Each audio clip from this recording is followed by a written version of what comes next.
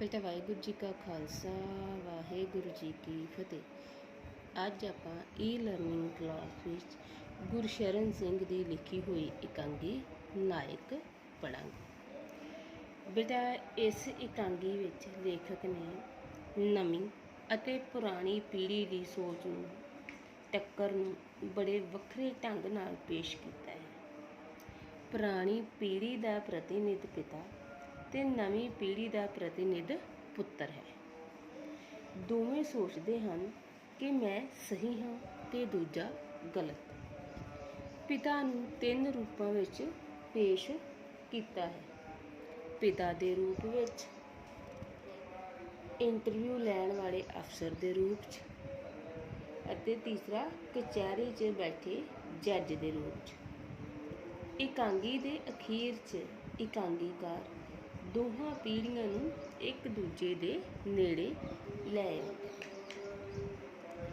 बेटा इकांगी दे शुरू च सूत्रधार मंच रंगमंच भाव स्टेज ते आके उन्हां अगवाई करन वालियां दी मंग करदा है जो समय दीयां चुनौतियां नूं कबूल करन ते असलीयत नूं पछाणन।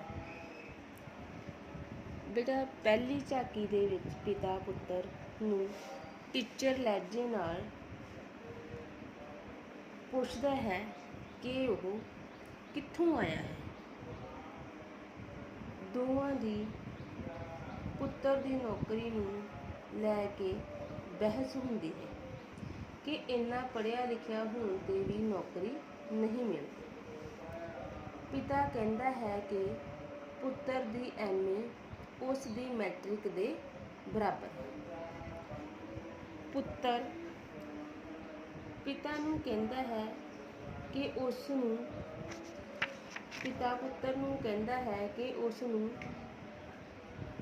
कल कॉलेज च लैक्चरार दी पोस्ट लई इंटरव्यू देण जाण लई मैसेज आया है। पिता सिफारिश करन लई कहता है।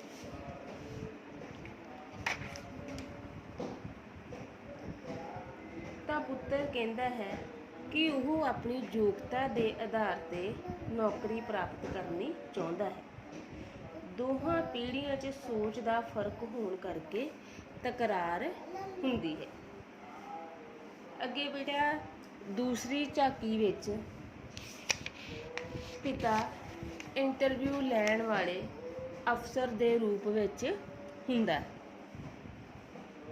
पुत्र अपनी विद्यक योग्यता दीयां डिग्रियां विखाउंदियां दसदा है कि वह मैट्रिक च जिले चों फस्ट, BA च कॉलेज चों फस्ट अते MA चों जमात चों फस्ट रहा है। जदों अफसर रूपी पिता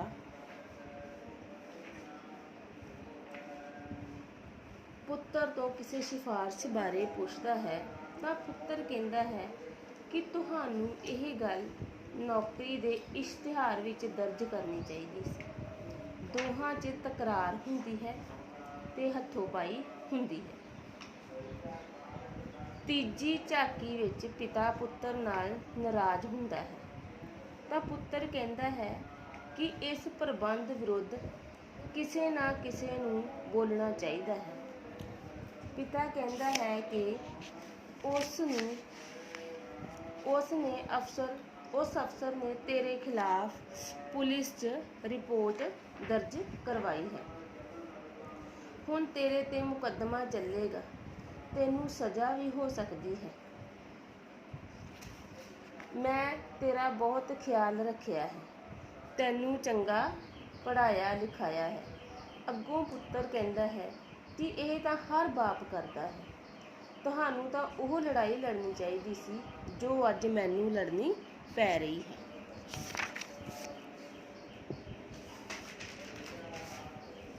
जदों पुत्र पिता नूं कहता है कि तुहानू बेइंसाफी के विरुद्ध लड़ना चाहिए सी, तुहाडी पीढ़ी बुझदिल सी ते उसका नतीजा अज दी पीढ़ी भोग रही है, पर असीं यह सब चुप करके बर्दाश्त नहीं करांगे।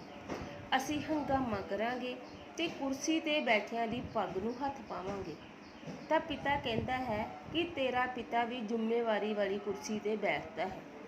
ਕੀ ਤੂੰ ਚਾਹੇਗਾ ਕਿ ਕੋਈ ਤੇਰੇ ਪਿਤਾ ਦੀ ਪੱਗ ਨੂੰ ਹੱਥ ਪਾਵੇ? ਪੁੱਤਰ ਕਹਿੰਦਾ ਹੈ ਕਿ ਜੇ ਮੇਰਾ ਪਿਤਾ ਗਲਤ ਹੈ ਤਾਂ ਇਸ ਤਰ੍ਹਾਂ ਹੀ ਹੋਣਾ ਚਾਹੀਦਾ ਹੈ। ਦੋਹਾਂ 'ਚ ਤਕਰਾਰ ਹੁੰਦੀ ਹੈ।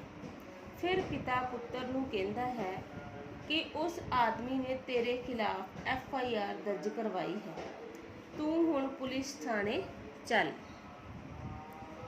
ਚੌਥੀ ਝਾਕੀ 'ਚ ਪਿਤਾ ਜੱਜ ਦੇ ਰੂਪ 'ਚ ਹੁੰਦਾ ਹੈ ਤੇ ਪਿਤਾ ਮੁਜਰਿਮ ਦੇ ਰੂਪ ਦੇ ਵਿੱਚ।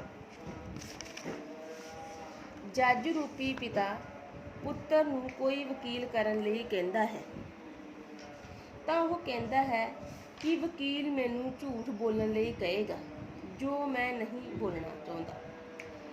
ਕਚਹਿਰੀ 'ਚ ਝੂਠ ਬੋਲਣ ਵਾਲਾ ਧਾਰਮਿਕ ਗ੍ਰੰਥਾਂ 'ਤੇ ਹੱਥ ਰੱਖ ਕੇ ਵੀ ਝੂਠ ਬੋਲਦਾ ਹੈ। ਇਸ ਲਈ ਮੈਂ ਕੋਈ ਵੀ ਵਕੀਲ ਨਹੀਂ ਕਰਨਾ। ਉਹ ਕਹਿੰਦਾ ਹੈ ਕਿ ਝੂਠ ਬੋਲਣ ਲਈ ਇਹਨਾਂ ਪਵਿੱਤਰ ਪੁਸਤਕਾਂ ਨੂੰ ਕਿਉਂ ਵਿੱਚ ਲਿਆਂਦਾ ਜਾਂਦਾ ਹੈ, ਜਿਸ ਤੇ ਜੱਜ ਉਸ ਨੂੰ ਕਹਿੰਦਾ ਹੈ ਕਿ ਤੂੰ ਹੋਰ ਜੁਰਮ ਕਰ ਰਿਹਾ ਹੈ। ਪੁੱਤਰ ਜੱਜ ਨੂੰ ਸਾਰੇ ਮੁਕੱਦਮਾ ਦੱਸ ਕੇ ਕਹਿੰਦਾ ਹੈ ਕਿ ਅਫਸਰ ਕਿਹਾ ਕਿ ਨੈਤਿਕ ਕਦਰਾਂ ਕੀਮਤਾਂ ਵੀ ਧੋਖਾ ਹਨ। ਤੁਸੀਂ ਵੀ ਧੋਖੇਬਾਜ਼ ਹੋ। ਜਿਸ ਨਾਲ ਉਹ ਗੁੱਸੇ 'ਚ ਆ ਗਿਆ ਤੇ ਮੈਨੂੰ ਉੱਥੇ ਧੱਕੇ ਮਾਰਦਿਆਂ ਉਸ ਦੀ ਪੱਗ ਡਿੱਗ ਪਈ। ਜੱਜ ਕਹਿੰਦਾ ਹੈ ਕਿ ਪੱਗ ਲੈ ਜਾਣਾ ਕਤਲ ਦੇ ਬਰਾਬਰ ਹੀ ਹੁੰਦਾ ਹੈ। ਪੁੱਤਰ ਕਹਿੰਦਾ ਹੈ ਕਿ ਜੇ ਉਹ ਅਣਖੀ ਦੀ ਪੱਗ ਹੋਵੇ ਤਾਂ, ਨਹੀਂ ਤਾਂ ਉਹ ਕੱਪੜਾ ਚਾਹੇ ਸਿਰ ਤੇ ਹੋਵੇ ਜਾਂ ਮਿੱਟੀ 'ਚ ਰੁਲਦਾ ਹੋਵੇ, ਕੋਈ ਫਰਕ ਨਹੀਂ। ਪੁੱਤਰ ਕਹਿੰਦਾ ਹੈ ਕਿ ਦੇਸ਼ 'ਚ ਜੋ ਅਪਰਾਧ ਹੋ ਰਿਹਾ ਹੈ ਉਸ ਲਈ ਕੁਰਸੀਆਂ 'ਤੇ ਬੈਠੇ ਤੁਸੀਂ ਲੋਕ ਜ਼ਿੰਮੇਵਾਰ ਹੋ। ਤੁਸੀਂ ਸਾਨੂੰ ਵਿਦਰੋਹ ਕਰਨ ਲਈ ਮਜਬੂਰ ਕੀਤਾ। ਜੱਜ ਸਾਰੀ ਗੱਲਬਾਤ ਸੁਣ ਕੇ ਪੁੱਤਰ ਨੂੰ 1 ਸਾਲ ਦੀ ਸਜ਼ਾ ਦਿੰਦਾ ਹੈ। ਪੰਜਵੀਂ ਝਾਕੀ ਵਿੱਚ ਪਿਤਾ ਪੁੱਤਰ ਨੂੰ ਜੇਲ੍ਹ 'ਚ ਮਿਲਣ ਜਾਂਦਾ ਹੈ। ਪੁੱਤਰ ਪਿਤਾ ਨੂੰ ਕਹਿੰਦਾ ਹੈ ਕਿ ਤੁਸੀਂ ਕਮਜ਼ੋਰ ਹੋ ਗਏ ਹੋ, ਤੁਹਾਨੂੰ ਆਪਣੀ ਸਿਹਤ ਦਾ ਖਿਆਲ ਰੱਖਣਾ ਚਾਹੀਦਾ ਹੈ।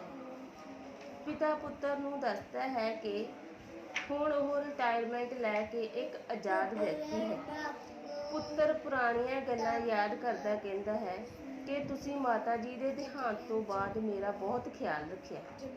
ਪਿਤਾ ਅਤੇ ਪੁੱਤਰ ਦੋਹਾਂ ਨੂੰ ਆਪਣੀਆਂ ਗੁਸਤਾਖੀਆਂ ਕਮੀਆਂ ਦਾ ਅਹਿਸਾਸ ਹੁੰਦਾ ਹੈ ਤੇ ਦੋਵੇਂ ਇੱਕ ਦੂਜੇ ਦੀਆਂ ਮਜਬੂਰੀਆਂ ਸਮਝਦੇ ਹਨ ਅਤੇ ਦੋਹਾਂ ਦੇ ਖਿਆਲਾਂ 'ਚ ਏਕਤਾ ਆਉਂਦੀ ਹੈ।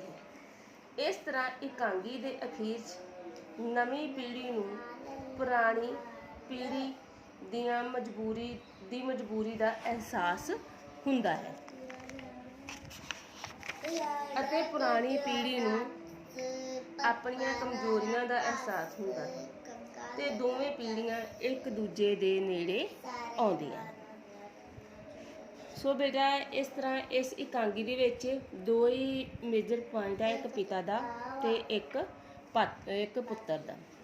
ਪਿਤਾ ਬੇਟਾ 3 ਰੂਪ ਦੇ ਵਿੱਚ ਆਇਆ ਆ ਤੇ ਜਿਹੜਾ ਬੋਰਡ ਐਗਜ਼ਾਮ ਹੋਣਗੇ ਉਹਦੇ ਵਿੱਚ ਤੁਹਾਨੂੰ ਵੱਖ-ਵੱਖ ਰੂਪ, ਜੇ ਤਾਂ ਪਿਤਾ ਦਾ ਆਇਆ ਤਾਂ ਤੁਸੀਂ ਸਾਰੇ ਮਿਲਾ ਕੇ ਪੁਆਇੰਟਸ ਲਿਖ ਸਕਦੇ ਜੀ, ਤੇ ਜੇ ਉਹਦੇ ਅਫਸਰ ਦੇ ਰੂਪ 'ਚ, ਪਿਤਾ ਦੇ ਰੂਪ 'ਚ ਜਾਂ ਜੱਜ ਦੇ ਰੂਪ 'ਚ ਆਇਆ ਤਾਂ ਉਹਦੇ ਅਨੁਸਾਰ ਹੀ ਤੁਹਾਨੂੰ ਉਹਦੇ ਪੁਆਇੰਟਸ ਜਿਹੜੇ ਆ ਉਹ ਲਿਖਣੇ ਪੈਣਗੇ। ਬੇਟਾ ਤੁਸੀਂ ਇਸ ਇਕਾਂਗੀ ਨੂੰ ਬਹੁਤ ਧਿਆਨ ਦੇ ਨਾਲ ਪੜ੍ਹਨਾ। ਬਹੁਤ ਵਧੀਆ ਇਕਾਂਗੀ ਹੈ, ਸਿੱਖਿਆਦਾਇਕ ਇਕਾਂਗੀ ਹੈ ਤੇ ਇਹਦੇ ਵਾਰਤਾਲਾਪ ਜਿਹੜੇ ਆ ਉਹ ਧਿਆਨ ਨਾਲ ਦੇਖਣੇ ਤੇ ਆਪਣੀ ਕਾਪੀ ਦੇ ਉੱਪਰ ਕਰਨੇ ਆ। ਹੁਣ ਬੇਟਾ ਤੁਸੀਂ ਇਹਦੇ ਮੇਨ 2 ਹੀ ਪਾਤਰ ਜਿਹੜੇ ਕਾਪੀ 'ਤੇ ਲਿਖਣੇ ਆ, ਇੱਕ ਪਿਤਾ ਦਾ ਤੇ ਇੱਕ ਪੁੱਤਰ ਦਾ। ਸੋ ਬੇਟਾ ਵਾਹਿਗੁਰੂ ਜੀ ਕਾ ਖਾਲਸਾ, ਵਾਹਿਗੁਰੂ ਜੀ ਕੀ ਫਤਿਹ।